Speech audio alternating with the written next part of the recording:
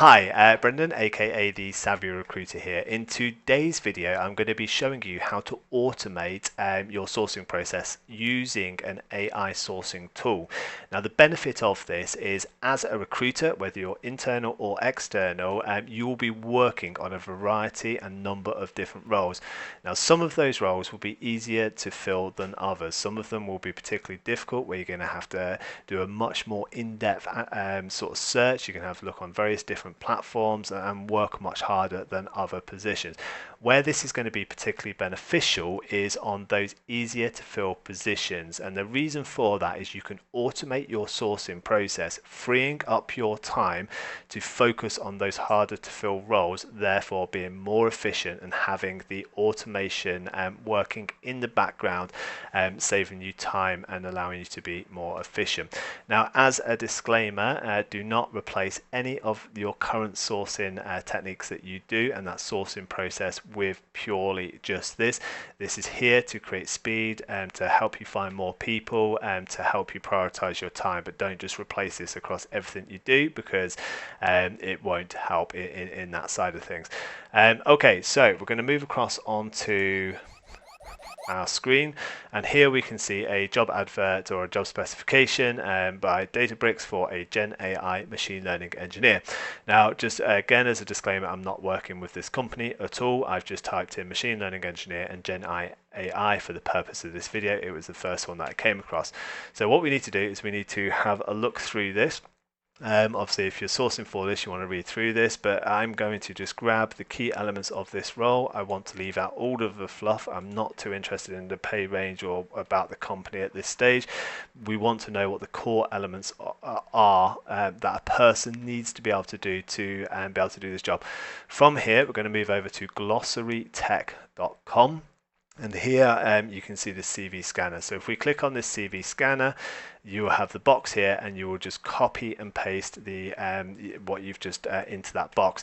Now, the first thing that you will notice is it will automatically scan this and analyze it. The first thing that you'll notice is the blue highlights, and where this is particularly useful, if you've not worked a machine learning role before with generative AI, if you didn't know what generative AI is, you can hover over this and it will tell you. So generative AI refers to a subset of artificial intelligence that focuses on creating content such as text, images, or even music using algorithms and machine learning models.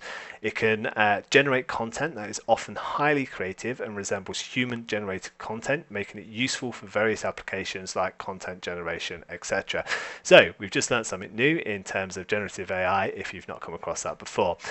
Now, what is also good about this area here is that if you are manually creating a Boolean and you are aware of what an LLM is, we can also pick out words which would help us with our Booleans, so large language models, natural language processing, and we can build out a really nice OR string just from using some of this information. Now, more importantly, on this side, we can break down the different elements. So what this side does is it groups together similar keywords that belong to a certain group of things. So AI, we see generative AI, generative AI, generative AI, and training data. So we know 100% this is a generative AI machine learning focused role. The data science element of this is this machine learning, the large language models, and the large language models, which is, we would expect to see. From here, we can see some of these programming concepts. So this is a distributed systems environment, which is a very large, complex systems and need to be scalable for, and the security is always quite a focus in those types of roles. With anything that has a distributed system, we would expect to see, sort of cloud-based elements, and we can see kind of this Kubernetes and that side of things here.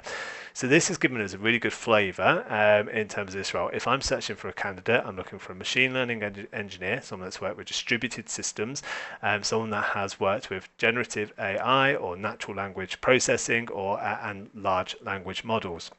So from here, we're now going to move across into ChatGPT.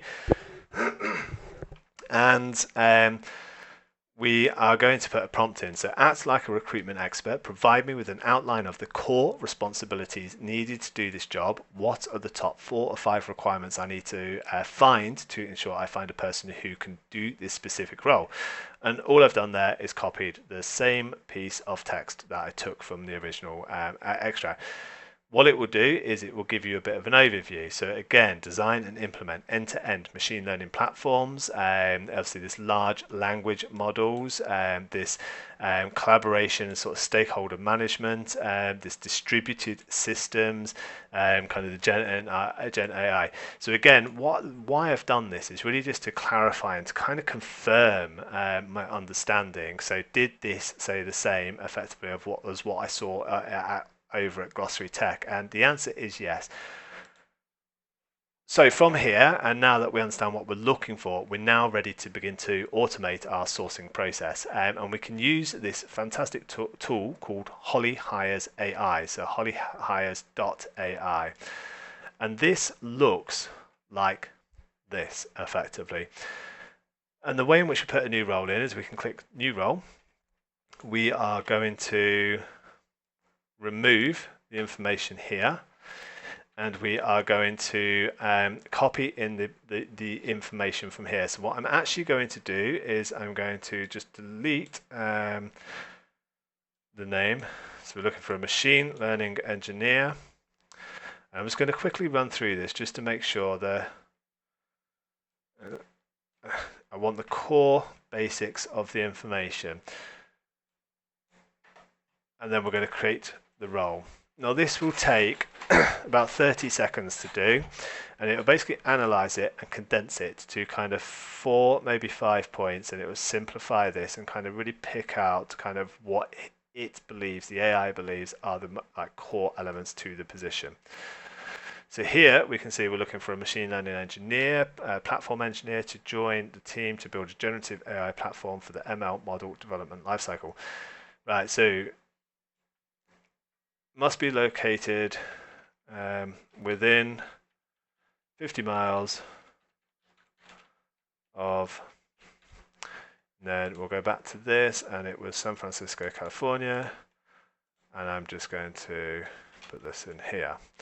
So must have 5 to 10 years of experience working as, I'm going to put a machine learning engineer. So we want to take our time and make sure that this information here is correct, and that it hasn't, I found it does hallucinate a little bit on this side of things. Or an ML platform engineer must hold the job title of, and again I'm going to replace this software with machine learning engineer, ML platform engineer, AI developer, AI engineer, or similar. Must have experience building large-scale distributed systems. And the last part we have must have experience building ML platform systems for applications in the ML model. Okay, so what I'm going to do here is must have experience working with so generative AI was a really big one that came out. LLMs or natural language processing. Okay, so just to so we're looking for a machine learning platform engineer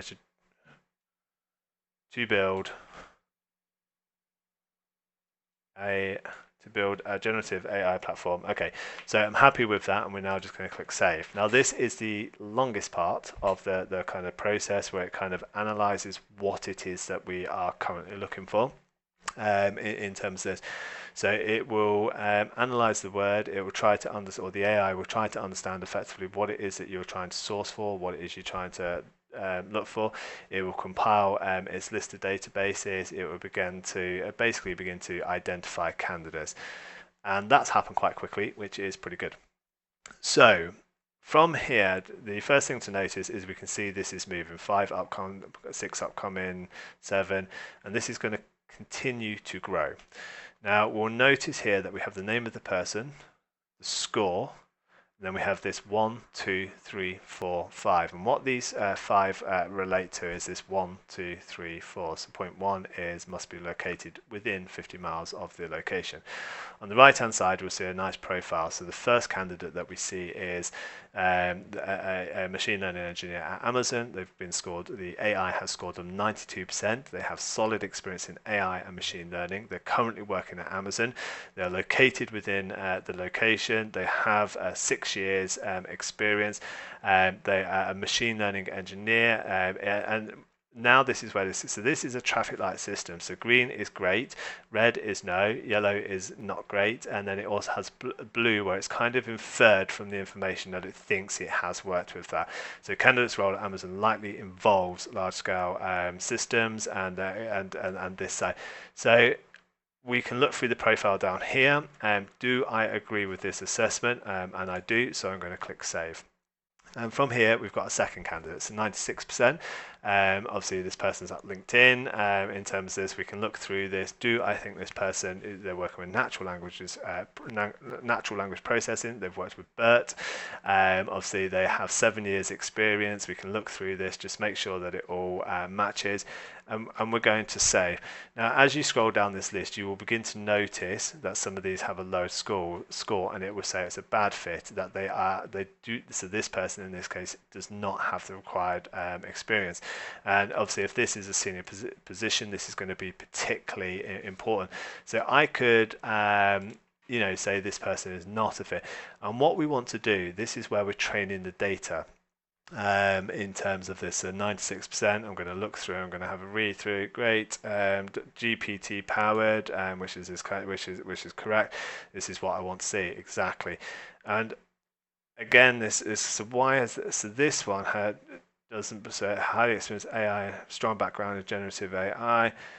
Okay, so what it's beginning to do, so this is beginning to find a lot of people effectively. So what it's now doing is it's being a lot more picky in terms of that. Now, I actually disagree with that, and I'm actually going to put that this is the right fit. And then this person's 96%, it thinks it's a good fit, I would agree. And we're just going to go through and we want to train the data. So once we've got to a certain point, and what we should notice as we are going through that, if we're seeing lots of this is not a fit, and we don't think it is, we just keep clicking that it's not a fit, it will learn from what you're doing, and eventually you'll begin to see results like this with really high hit rates. Once we've done this, we can save these candidates automatically. We can turn it to automatic, and I can go, I want to see 200 profiles, and then we're going to save. And what this will now begin to do, so we can see I already identified 5 people, it's now going to look for another 200 people that meets this criteria. And this will begin to work in the background. So here already, we can see that we now have 21 candidates.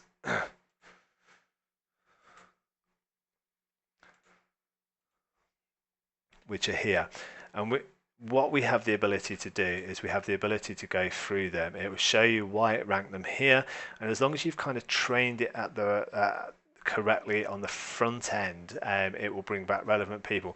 And all I literally do is I would go through once I'd focus my time on something else. I'd free up my time and work on one of the harder to fill roles. Towards the end of the day, I would come back to this list, and I would literally start at the bottom. I would open up this person. I would jump over to them in LinkedIn.